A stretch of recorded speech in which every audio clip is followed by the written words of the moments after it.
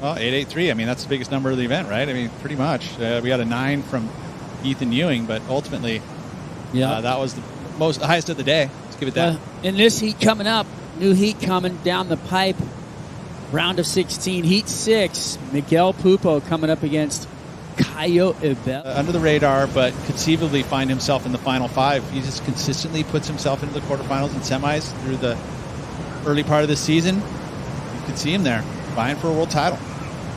There you go. Miguel Pupo. He's getting the rails wet, getting the lip line warmed up as he goes straight through and cracks away. I like the momentum that Miguel carries in his surfing. You know, he's just fundamentally a pleasure to watch. And he came off the best season he's ever had.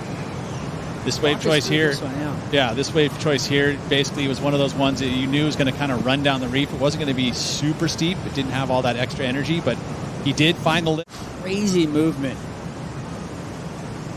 in that last heat. But let me get to this one right here because it looks like we have a surfer up and riding. Caio Ibelli off the bottom. Big snap right there. Beautiful carve.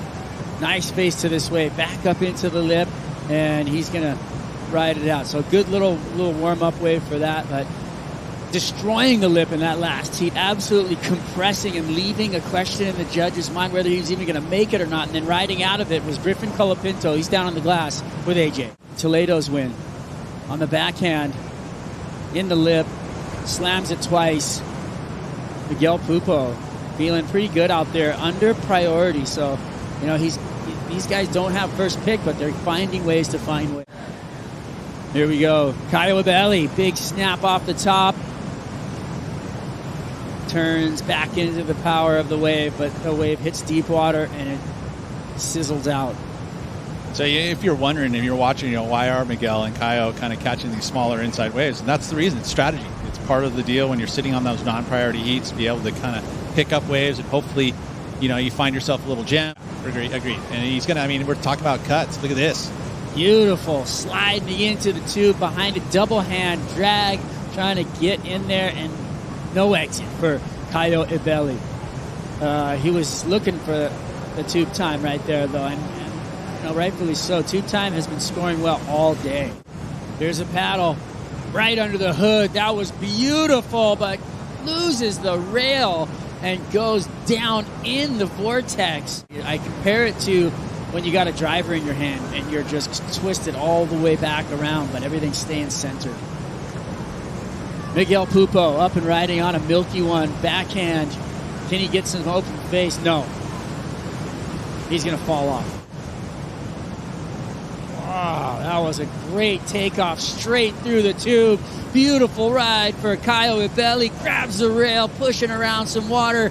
That was absolutely a pleasure to watch right there, and insane timing to get up under the hood, thread the needle, come out, grab that rail. Big score coming down the pipe for Caio Ibelli. Sunset Beach, he's got such a good read. Quickly in that one, read it perfectly, and then watch this cutty. Holds the rail for stability and then just rips on that thing on the way back. This is going to be a good number just because of this. Completely disappeared from view. Nice long barrel, and then the carve. So he's got the maneuver done with the barrel. And, definitely change for Caio Ibelli into it. This is interesting, too, right here. Look at Joao Chianca having to go the other way and duck dive to get out of the way. See, look at that thing. Just he identified it early, so he set it up with the takeoff, and then here goes around it and just knows that this thing's flattening out, so he has to hold the rail for stability, and then finally when he gets his ability to just rip on it, he does. That was sick. Original organic line right there.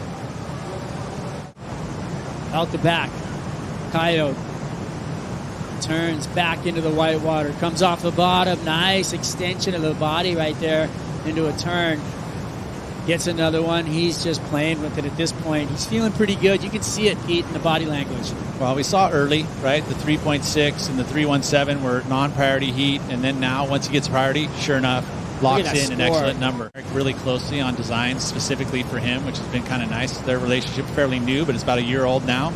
Miguel Pupo off the bottom. Snaps. Looking for more. Wow. Nice whip right up into the corner right there. Rides out of it. That was a beautiful turn. He would have Perfect timing.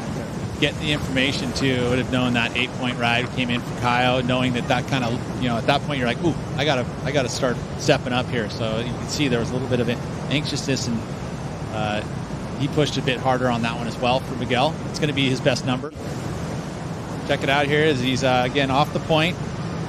First section there, just more of a corrective snack, but lots of rail, water off the rail, and then there, just like the deep bottom turn, and hangs on. Yeah, like I said, it's going to be probably his best number. See how he's just whipping it, and that came out of nowhere. The section didn't look like it had that in it, and he just went for it. Pretty cool. Miguel Pupo producing scores. Still going to be searching for a number, but it's going to be less than it was. Wow, out of the sky. Caio Ibelli once again pushes through. This guy is on fire. Like I said, one of the best barrel riders in the world, man. He got such a sniffer for it. He knows and sees it.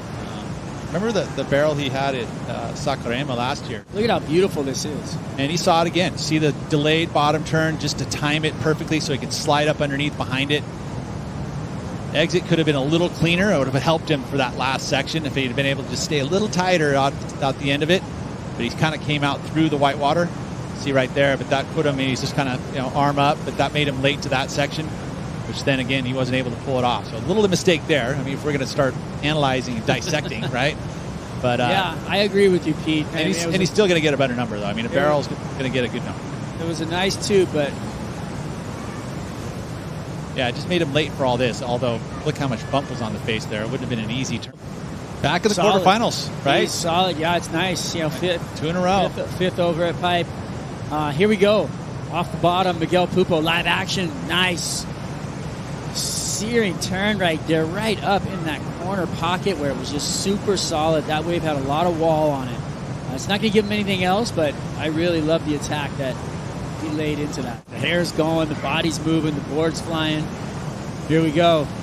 Caio Ibelli, your current heat leader, jamming across. He's going to have to pull through the back of that. Just watch this wave here. I mean, it could go into his top 2, but when you're chasing 16 points and you're comboed, you need to get yourself an 8.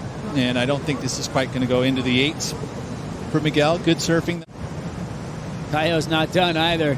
He's going to close this one out, catch himself a ride to the beach. Not a bad day in the office today for Caio Ibelli. Oh, they like the number, too. Look at that number for the last one. There you go. Well, Caio Ibelli takes it out.